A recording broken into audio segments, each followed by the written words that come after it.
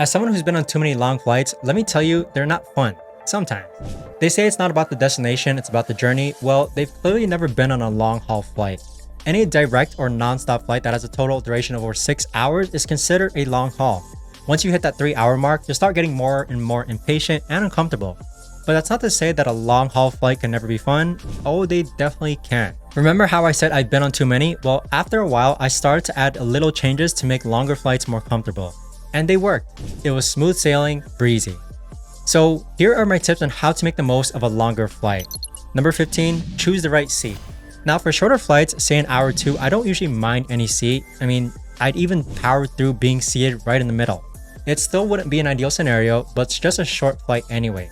For longer flights though, I go in with a game plan. It's either the window or aisle seat for me. Now a window seat makes sense for all the right reasons, the view and that tinge of privacy, but did you also know an aisle seat could be better? So long haul flights are actually typically flown in larger planes with 3 sections, the right, the middle, and the left. You'll want to secure an aisle seat in the middle section. That's because of these 2 reasons, more space and there's a strong possibility that the middle seat is unoccupied. Yeah, because no one likes being stuck in the middle for hours. I'd even recommend sitting toward the back of the plane for longer flights. That's because the back tends to be less crowded, which translates to more overhead space for your stuff. And yes, you'll get off the plane after everyone else, but what's another 10 minutes when you've already been in your flight for over 6 hours? Number 14, compression socks are a lifesaver, literally. Have you ever heard of deep vein thrombosis or DVT? Here are 3 triggers for it: being over 40, being dehydrated, and sitting in the same position for hours. Besides the first 2, the other 2 are exclusive for long haul flyers. The condition forms blood clots in your legs which can travel to vital organs. And yes, this can be deadly, so this isn't just a tip for comfort anymore, it's about literally life-saving. Make sure to wear compression socks that improve blood flow and prevent blood clots. That, plus it took me a minute to realize that my feet swelled up in longer flights. They did. Not anymore since I discovered the wonderful world of compression socks, and so I'll leave a link down below to my favorite pair of compression socks that I use specifically for long flights. Number 13, seated exercises. Seated exercises on long haul flights help maintain circulation and reduce stiffness. Simple movements like ankle circles and foot pumps, alternating between pointing your toes and flexing your feet, can enhance blood flow. Knee lifts, where you lift one knee towards your chest and hold and then stretch, strengthen leg muscles. Seated marches, mimicking walking by lifting knees alternately, and seated twists, rotating your torso gently from side to side, improve mobility. Shoulder rolls and neck stretches alleviate upper body tension. So these exercises performed every hour keep you comfortable and reduce the risk of deep vein thrombosis during your flight. Number 12, layering.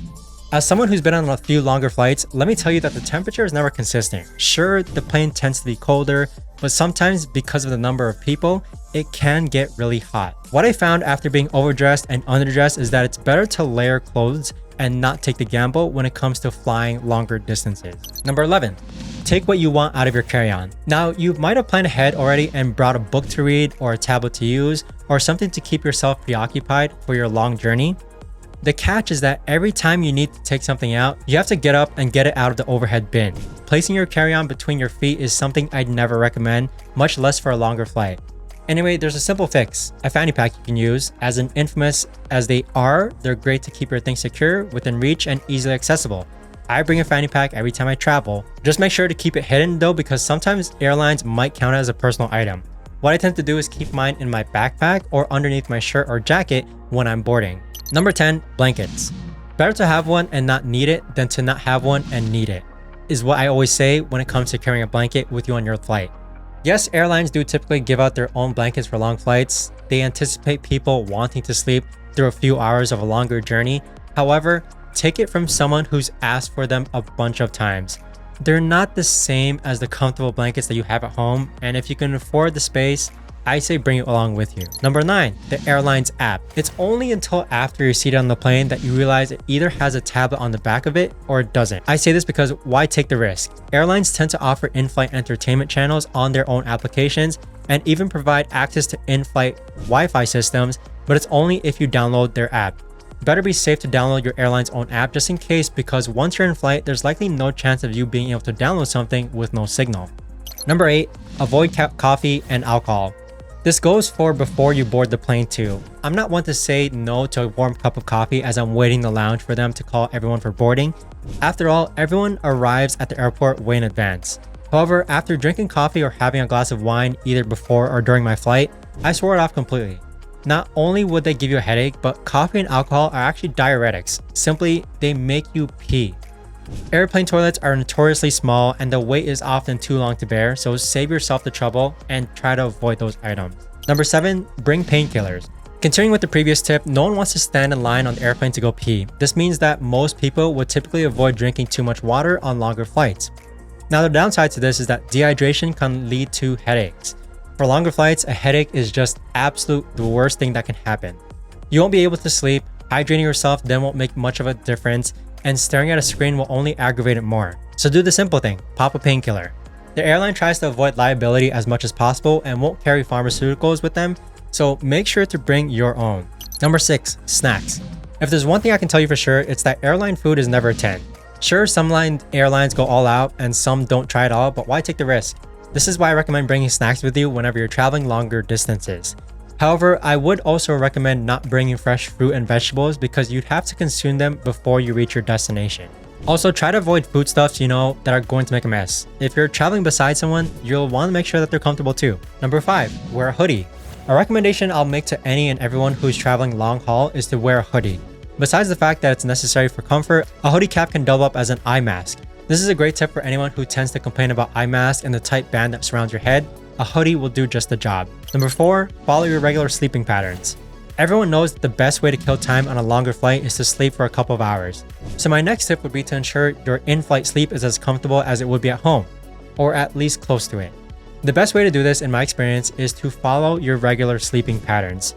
I typically like to do a stretch before going to bed, and you might be wondering how I can do that on a plane. The thing is that if you can bear through the thought of people looking at you while you stretch, then you can really do it on the plane. Again, the goal is to ensure your flight is as comfortable as it can be, so I say why not. Number 3, melatonin. Continuing with the previous tip, I say melatonin to adjust your sleep schedule with the schedule at your destination. So when you're in flight, flying to your destination country, and you realize it's their bedtime, you want to get a head start on their nap. You want to get a head start on their nap times to avoid jet lag. For that, I've realized that there's no better friend than melatonin. Number 2, meditate. Meditation can make long haul flights more relaxing and enjoyable. Before your flight, download meditation apps like Headspace or Calm and bring noise canceling headphones, a travel pillow, and a blanket and an eye mask. Start with deep breathing exercises by inhaling through your nose for 4 counts and holding for 4 and then exhaling through your mouth for 6. Body scans, guided meditations, and visualization techniques like imagining a peaceful scene can also be effective. Mantra meditation, repeating a calming word or phrase, and loving kindness meditation, sending wishes of happiness to yourself and others, help reduce stress and foster compassion. Find a comfortable position, use an eye mask to block out light, and stay hydrated. Be patient with interruptions and start with shorter sessions, gradually increasing their duration. These practices can help transform your flight into a calming experience. And the last tip is the 33% watch rule. Long haul flights are perfect for binging TV shows, podcasts, and movies. And for this reason, I always have as part of my pre-flight to-do list to download new TV shows, podcasts, and movies. Now, what I mean by the 33% rule is downloading enough material to occupy about 1/3 of your flight. That's the way I tend to do it, but if you want to download more material, that's up to you.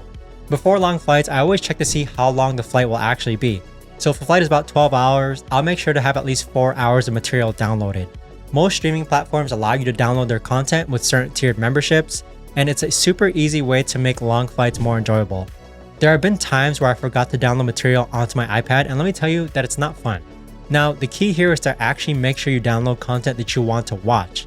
If you plan on watching a new series, at least watch the first episode to see if you'll be interested in the rest of the series.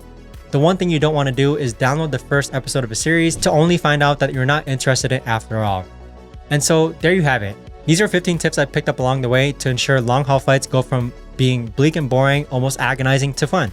What are some tips you picked up on your travels? Let me know in the comments and I'll see you all in the next video. Until then, safe travel.